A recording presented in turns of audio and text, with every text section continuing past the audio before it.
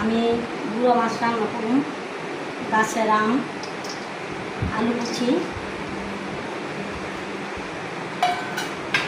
এনে আছে ধনে পাতা, টমাটো, কাঁচামরিচ, গোলাপ কাঠি, মরিচের কাঠি, হলুদের কাঠি দিয়ে দিলাম তেল,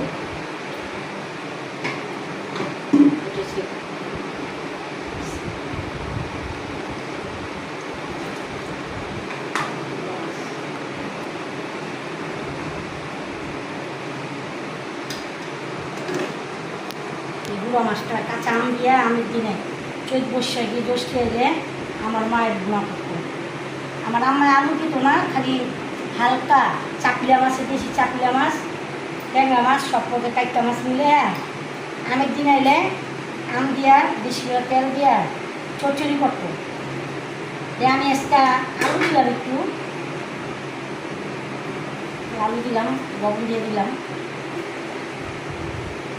কাঁচা আম দিলাম। আমি দাওয়াতে যাবো গা, আমার ভাইয়ের বাসায় দাওয়াত দিচ্ছে।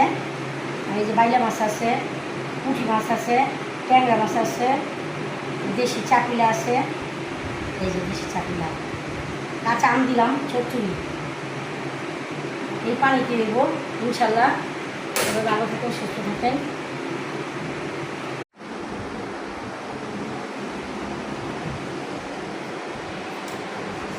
আমি গুঁড়ো মাছ রান্না করুন, গাছের আম, আলু কুচি, এনে আছে ধনে পাতা, টমাটো, কাঁচামরিচ, গোলাপ কাঠি, মরিচের কাঠি, হলুদের কাঠি দিয়ে দিলাম তেল,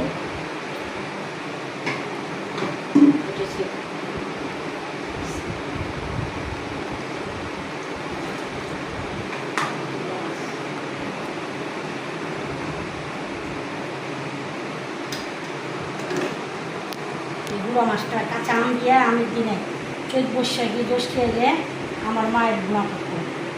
আমার আম্মায় আলু দিত না, খালি হালকা চাপলিয়া মাছের দেশি চাপলিয়া মাছ, ট্যাংরা মাছ, সব পথে কাইটা মাছ মিলে আমের দিনে এলে আম দিয়া বেশি করে তেল দিয়া চচ্চড়ি করতো। আমি আজকে আলু দিলাম, একটু আলু দিলাম, লবণ দিয়ে দিলাম,